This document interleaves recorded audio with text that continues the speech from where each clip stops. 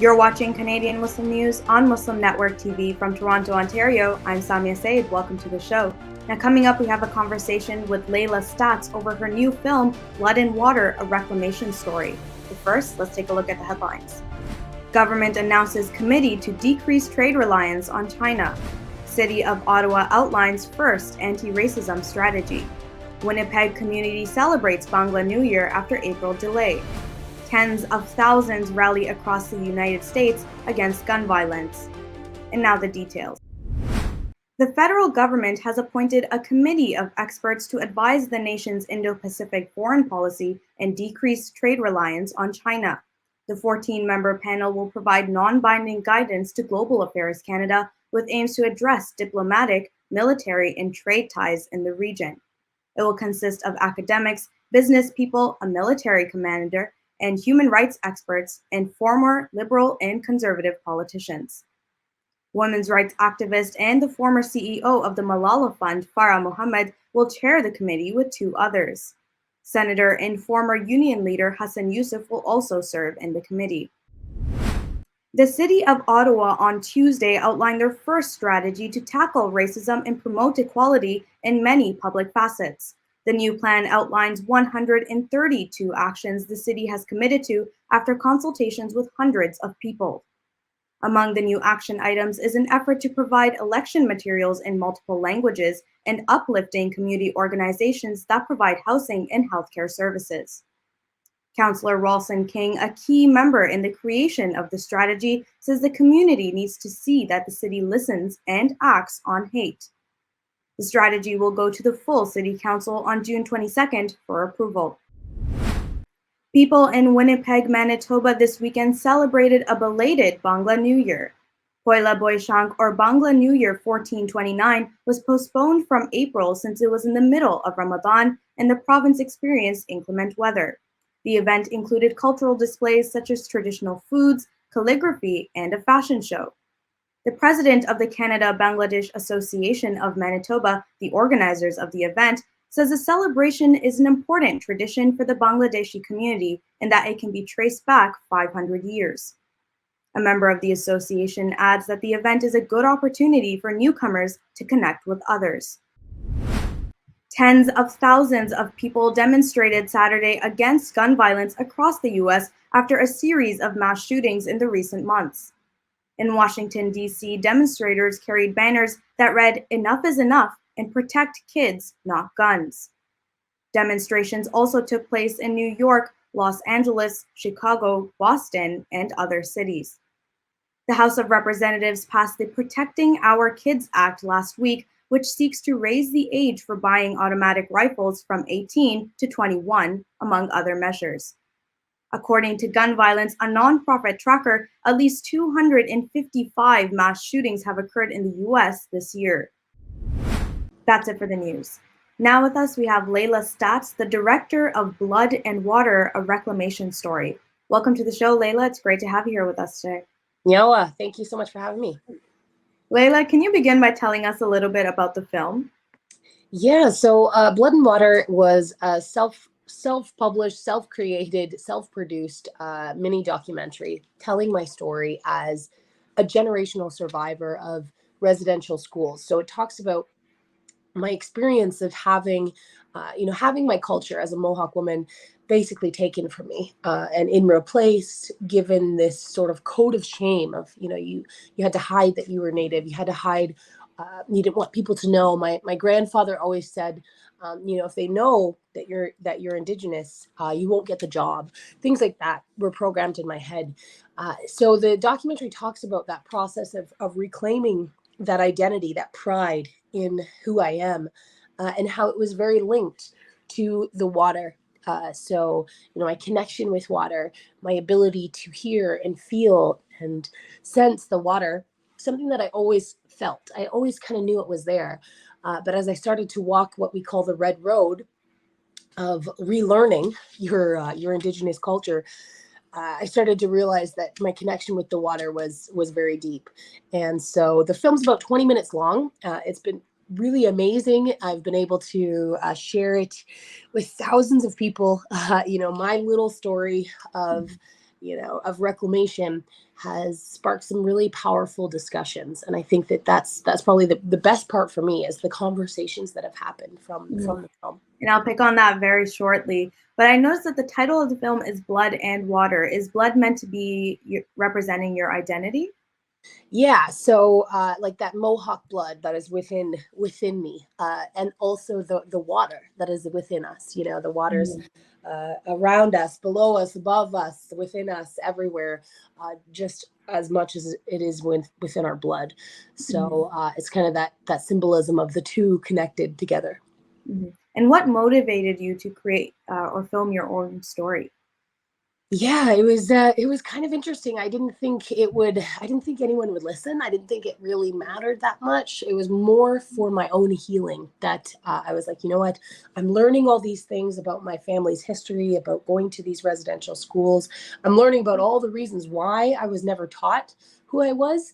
And I just wanted to tell it. It was like getting it out there, saying it out loud. And so that I had this idea to make this film, and I filmed everything myself. I did all the editing, I did all the sound production. And it was mostly for a personal healing, standpoint for me. And then people started to watch it. And respond to it. And I realized it wasn't just my story. There's over 150,000 children went to residential schools. So, there are more of us that have been disconnected than we realize. So this story, has inspired others to say, hey, I can reclaim my identity. I can go back and learn these things just like she did. So it's been really awesome to see that ripple effect. Now, you said this whole movie was you reclaiming your own identity, but how has your identity really changed during the filming process or even after you watched it? Yeah, well, I think that as I've watched it many, many times now and watched other people watching it, I realized that who I am is extremely significant. And this power that we have through sharing our stories, through sharing our experiences. I've gone on to share a workshop called Healing Through Our Stories, teaching youth how to develop their own storyline, to develop their own hero's journey, and see themselves in their own mini documentary, which, it's like passing the healing buck forward, right? And so they're creating their own content, their own videos, and realizing that their story matters too. And I think that that's all part of our humanness, is to be able to create those bridges, those connections, those feelings of empathy and putting yourself in someone else's experiences. And so that for me has been one of the most rewarding parts. Now, you've said that after this film, you developed some workshops, you've seen other people's reactions, but what are some other things that have come out of this movies? You mentioned discussions. What does that discussion look like? Yeah, so typically I've been doing a lot of the film screenings virtually because we live in this virtual world these days. So I've been sharing them with classrooms, and we watch the film for about 20 minutes, and then we come back for a 40-minute sort of Q&A discussion where people can ask me questions about my experience, share their own stories, and their own sort of responses. So I feel like those have been, I feel like people, they don't leave the same person. And I like to think that once you learn something, you can't unlearn it.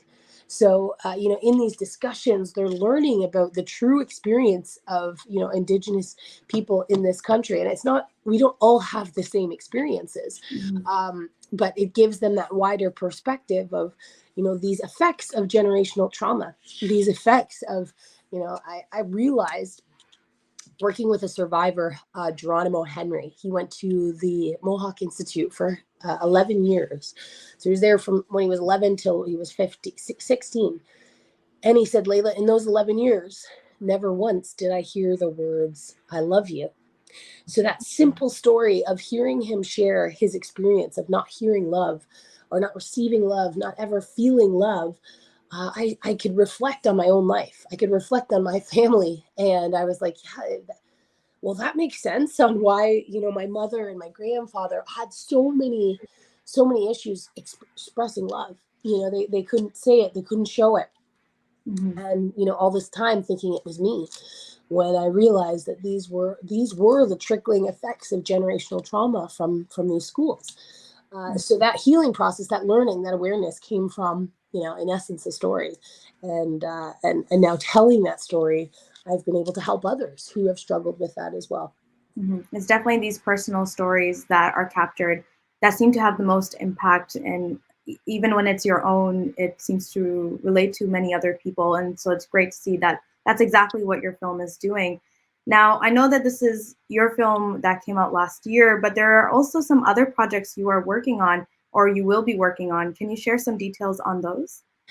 Yeah. So, like I said, I've been working on this new workshop for the youth. I'm about to take it to Nunavut in July. So we're going for a week to various communities up north, way up north, and I think it's really interesting to be able to share this gift of finding our voices, finding our experiences, seeing how they actually can help people if we share them, and inspiring them to do that. So I'm really excited about the opportunities that have come up with that. Also, of course, as a musician, I'm working on my solo album, my very first EP. So that's kind of fun, pushing me out of my comfort zone. And then, of course, my brand new film. So I'm working on filming a brand new film right now, all about the water insecurities in First Nations communities. So I've actually traveled I went to the Hopi Reservation in Arizona. I went to the Yurok tribe in California. Way up northern Ontario, past, about 2 hours past Thunder Bay, to a place called Namagusa-Saugatuck, and then to Wet'suwet'en. Mm-hmm. So just, interviewing community members, elders, getting the on the ground experience of what it's been like to, to not live with clean water, to have to, live off bottled water or boil your water, and something that our sort of colonized mind doesn't really process. We just turn a tap on. Exactly. Yeah. And it's definitely those personal stories that we need to see more of. And it's great to see that's what you're working on further with water insecurity. But sadly, that's all the time we have for today, Layla. Thank you so much for joining us and telling us about your movie and your future plans. Oh, Nyala, thank you so much for having me. We've had incredible support from, the Muslim community, and it's been amazing to create these connections because we all have stories and we all have voices that we can learn from each other. Yeah. Okay. Well, thank you so much. You were watching Canadian Muslim News on Muslim Network TV. That's it from our Toronto studios tonight. Make sure to like, share, and subscribe to our channel for more Canadian Muslim content. Stay safe, and until next time.